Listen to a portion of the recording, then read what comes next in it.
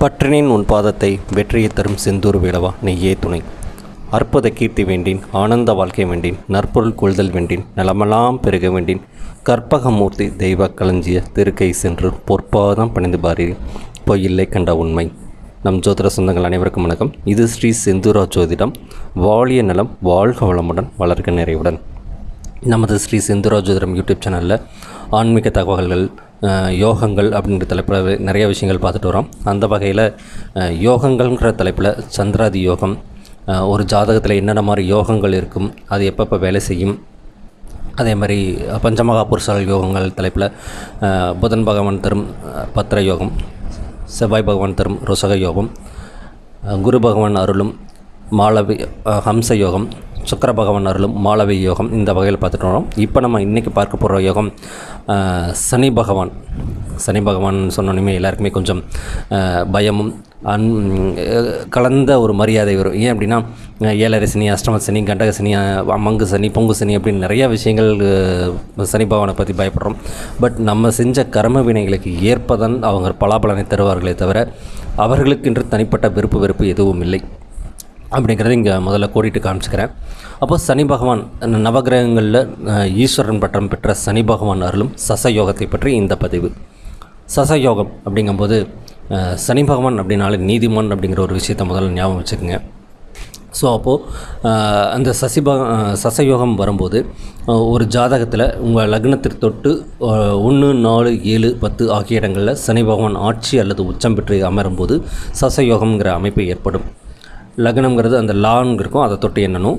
அதாவது மகரம், கும்பம் அல்லது துலாம் இந்த வீடுகளில் 1, 4, 7, 10 வந்து அங்கே சனி பகவான் ஆட்சி பெற்று இருக்கும்போது உங்களுக்கு சசயோகம் ஏற்படுகிறது. இந்த சசயோகம்ங்கிறது உண்மையாகவே பெரிய யோகம்தான்.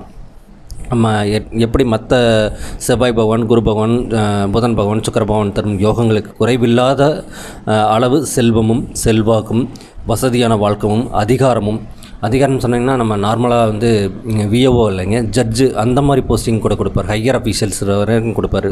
கெசட்டட் ஆஃபீஸர் இருக்காங்க இல்லையா. ஏன்னா நீதிமான், வக்கீல் தொழிலுக்கும் ஜட்ஜு, நீதிக்கு தண்டனை, அந்த விஷயங்களுக்கும் சனி பகவான் ரொம்பவே உதவி பெறுவார்.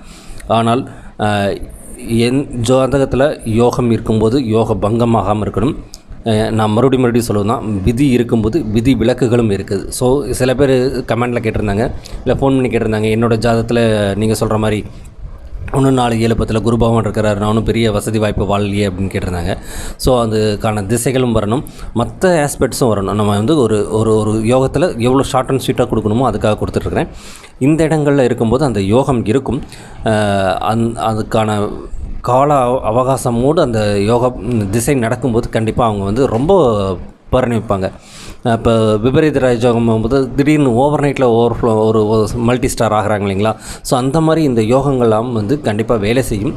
நம்மளுடைய பூர்வ புண்ணியஸ்தானம் 5ஆம் இடம், நமக்கு ஏற்கனும் திசைகள், கோட்சாரங்கள் இதெல்லாம் ஒத்துழைக்கும் போது கண்டிப்பாக அந்த வாய்ப்பு வசதிகளை கண்டிப்பாக இந்த கிரகங்கள் கண்டிப்பாக கொடுக்கும். இந்த சசயோகத்தை பொறுத்த வரைக்கும் சனி பகவான் கொடுக்கும் யோகத்தை யாருனாலையும் தடுக்கவே முடியாது. ஆனால் சனி பகவான் லக்னத்துக்கு 7ல் அமரும்போது திக்பலம் பெறுறாரு. சில லக்னங்களுக்கு அவர் யோகா ஆதிபத்திய சிறப்பு இல்லாமல் இருக்கும்போது என்னென்ன நலன்களை கொஞ்சம் கவனத்தில் எடுத்துக்க வேண்டும். அந்த மாதிரி கேரக்டரிஸ்டிக்ஸ் சில ஏதாவது தொந்தரவுகள் தருவதற்கும் வாய்ப்புகள் இருக்குது.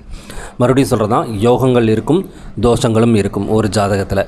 அதே மாதிரி தான் விதிகளும் இருக்கும், விதி விலக்குகளும் இருக்கும். அந்த வகையில் சனி பகவான் தரும் சசயோகம்ங்கிறது ரொம்பவே முக்கியமான யோகமாக நம்ம பார்க்கப்படுகிறது ஜோதிடத்தில். இது போன்ற பல நல்ல விஷயங்களை நம்ம ஜோதிட யூடியூப் சேனல் மூலமாக தந்துட்டுருக்குறேங்க. உங்கள் நண்பர்களுக்கும் அனுப்புங்க, சப்ஸ்கிரைப் பண்ணுங்கள், கமெண்ட் பண்ணுங்கள். நன்றி, வணக்கம். இது ஸ்ரீ செந்தூரா ஜோதிடம் யூடியூப் சேனல். வாழ்க வளமுடன், வளர்க நிறைவுடன்.